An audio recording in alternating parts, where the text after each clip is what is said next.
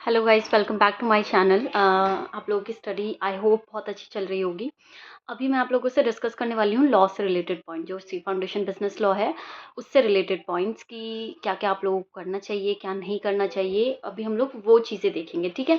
तो उसमें कुछ पॉइंट्स मैंने, अगर आप लोग चाहे तो आप उसको नोट डाउन कर सकते हैं, वरना आप सुनोगे तो आप भूल जाओगे, कोई फ़ायदा नहीं होगा ये ऐसे देखने का। तो आप लोग नोट डाउन कर सकते हैं कि हाँ, ये चीज़ें आपको दिमाग में होनी चाहिए whenever you are going for the exam of business law. तो आप लोगों को ये पता होनी चाहिए कि हाँ, ये चीज़ें हैं जो रखनी है आप लोगों को ध्यान।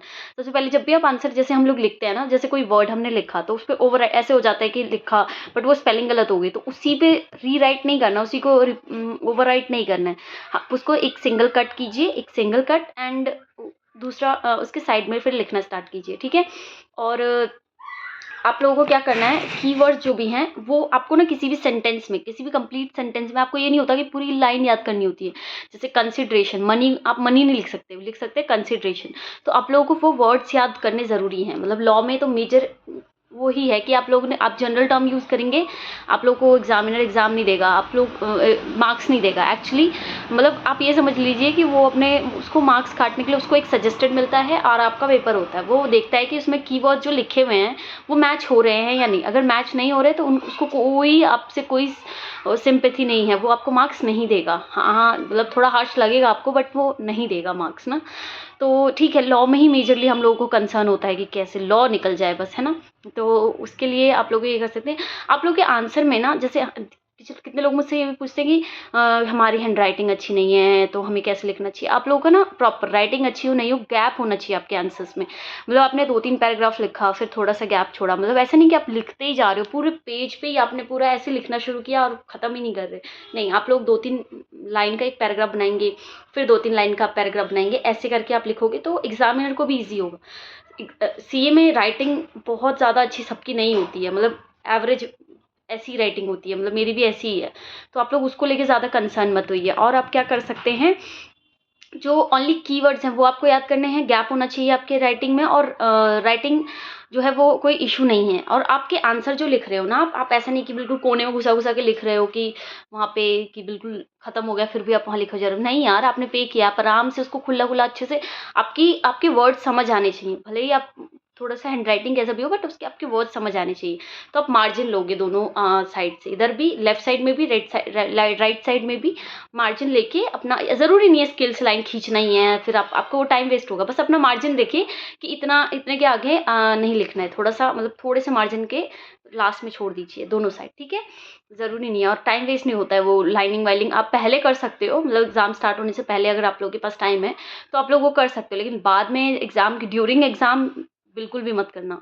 आप लोग बस अपना यही ध्यान रखना, क्वेश्चन पढ़ना, हाँ क्वेश्चन इंटरप्रिटेशन। आप मान लो आपने कोई क्वेश्चन पढ़ा बट जो क्वेश्चन में आंसर जो एग्जामिनर को चाहिए और जो आपने इंटरप्रेट करा वो अलग हो सकता है। ये होता है, मेरे साथ भी हुआ है कि मतलब हम कुछ आंसर इंटरप्रेट कर रहे थे और क्वेश्चन कुछ और ही था। जब घर आते तो पता चलता है अरे यार इसमें तो ये लिखना था, और हम तो ऐसे सोचते हैं कि अरे वो तो मेरा बिल्कुल सही है, बिल्कुल करेक्ट ही है, बट लेकिन घर आके पता चलता है। तो इसलिए थोड़ा कामली आप लोगों को वो आंसर क्वेश्चन अच्छे से पढ़ना है। सबसे पहले क्वेश्चन में मांगा क्या है, last time when you read ना, तो आप लोगों को पता चलेगा कि एग्जैक्टली इस क्वेश्चन में पूछना क्या चाह रहा है। तो वो लास्ट लाइन अच्छे से पढ़ना, आप लोग क्वेश्चन को इंटरप्रेट अच्छे से करना, क्योंकि कोई मैटर नहीं करता आपने कुछ और ही आंसर लिख दिया तो क्या ही फायदा, टाइम वेस्ट होगा आप लोगों का, है ना।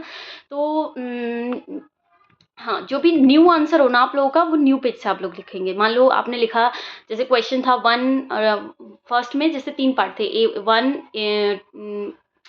First A, first B, first सी, तो आप फर्स्ट का ए जहाँ पे भी आपका खत्म हुआ, अब नेक्स्ट पेज से स्टार्ट करोगे। आधा पेज रह गया तो ज़रूरी नहीं आप 1 का बी वहीं से लिखना स्टार्ट करोगे, नहीं नेक्स्ट पेज से स्टार्ट करोगे। पैसे दिए हैं आप लोगों ने, एग्जाम फॉर्म भरा है, आप लोगों ने पे करा है ना आईसीए को, यूज़ इट प्रॉपरली। अंडरस्टैंड करना। अब ये तो मैंने बता दिया कि क्वेश्चन बिल्कुल गलत जो इंटरप्रेट कर लेते हैं, मतलब होता है, मेरे साथ तो हुआ है। मतलब फिर घर आके जो ट्रॉमा होता है ना, मतलब इसलिए आप लोगों को वो गलतियाँ नहीं करनी है। मतलब और आप लोगों का भी रिवीजन, जो भी आप स्टडी, आप जिससे भी पढ़ रहे हो, जिससे भी, डोंट चेंज योर मटेरियल। चाहे किसी से भी पढ़ रहे हो आप लोग को अपना मटेरियल चेंज नहीं करना है। जिससे भी पढ़ रहे हो वही आपका बाइबल, गीता, कुरान सब कुछ है, आप उसी से पढ़ोगे। किसी के इन्फ्लुएंस में नहीं आना है कि ये अच्छा है वो अच्छा है, नहीं, आप जो पढ़ रहे हो उसी से पढ़ोगे। एंड मैं थोड़ा डांट रही हूँ, आई नो, बट स्टिल